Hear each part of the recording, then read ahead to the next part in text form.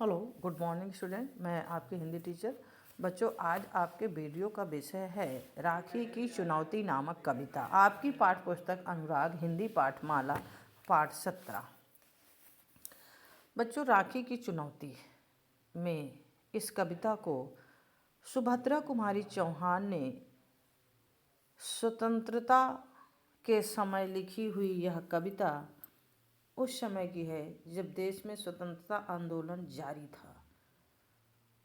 उसी क्रम में अनगिनत युवक युवतियां जेल जा रहे थे स्वतंत्रता के लिए, और सुभद्रा कुमारी चौहान ने राखी को उसी संदर्भ से जोड़कर बड़ी ही मार्मिक और संवेदना जगाने वाली कविता की रचना की थी। उसमें उन्होंने कहा कि राखी तो आई है और बहन भी राखी सजाकर छटपटा रही है, क्योंकि उसका भाई स्वतंत्रता आंदोलन में भाग लेने के कारण जेल में बंद है। तो बहन को गर्व है इस बात पर कि राखी सार्थक नहीं हो रही है। क्यों सार्थक नहीं हो रही? क्योंकि उसका भाई उसके पास मौजूद नहीं है।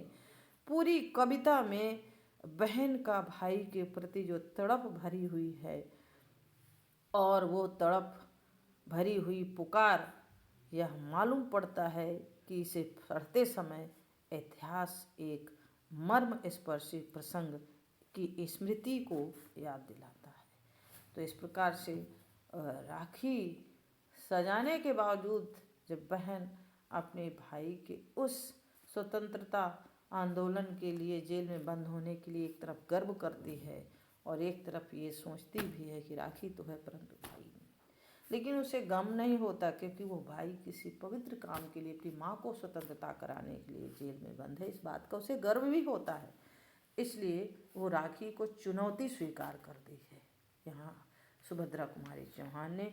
इसीलिए इस पाठ का नाम रखा है राखी की चुनौती, यानी राखी भी चुनौती बन जाती है वहाँ पर।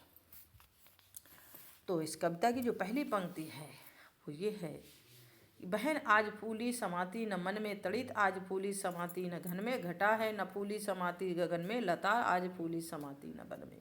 ये जो चार पंक्तियां हैं इसमें ये तीन उदाहरण दिए गए हैं कि जिस प्रकार तड़ित माने बिजली आसमान में चमकते हुए बादलों को देखकर वो फूली नहीं समाती, खुशी होती है, और घटाएं भी बादलों को देखकर मस्त गगन में आकाश में जब बादल घिरते हैं तो घटा भी खुश होती है, फूली नहीं समाती।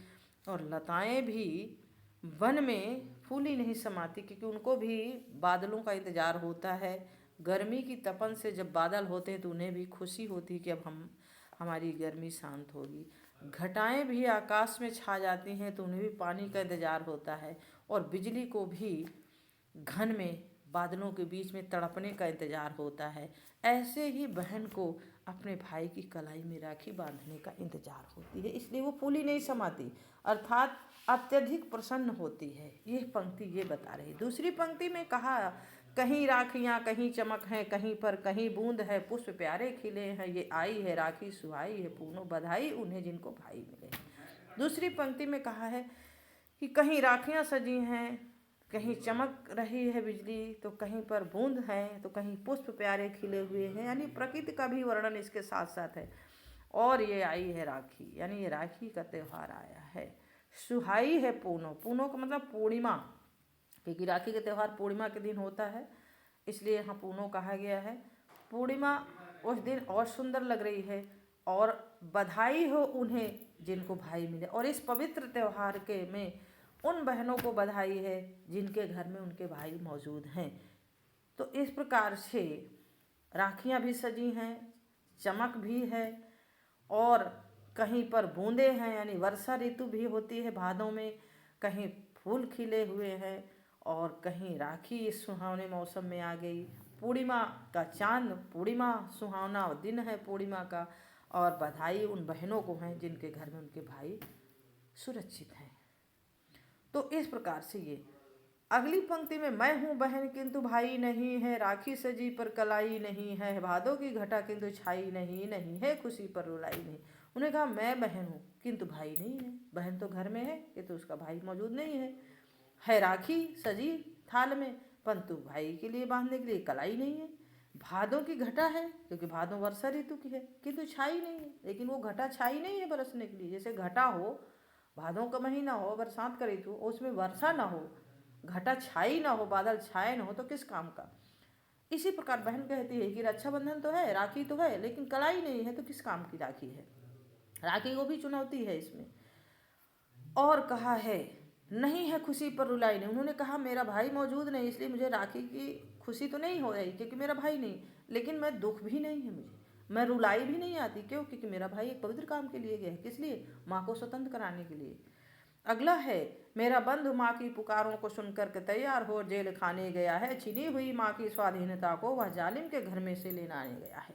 उन्होंने कहा जो मेरा बंधु है यानी भाई, वो माँ की पुकार, भारत माँ की पुकार को सुनकर दौड़ा चला गया है, जेल खाने चला गया है।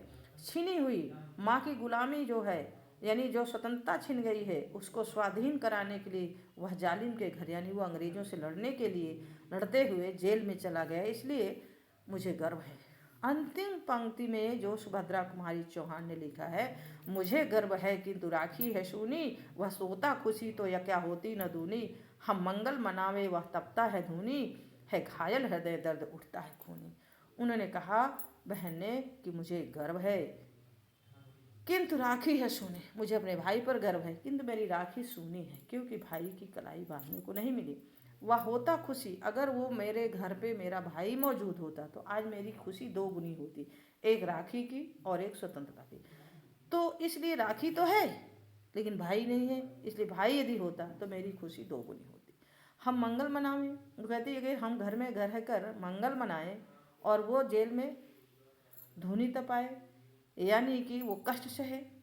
है हृदय घायल, है घायल हृदय, हमारा हृदय तो घायल है, दर्द उठता है खूनी, दर्द उठता है खूनी।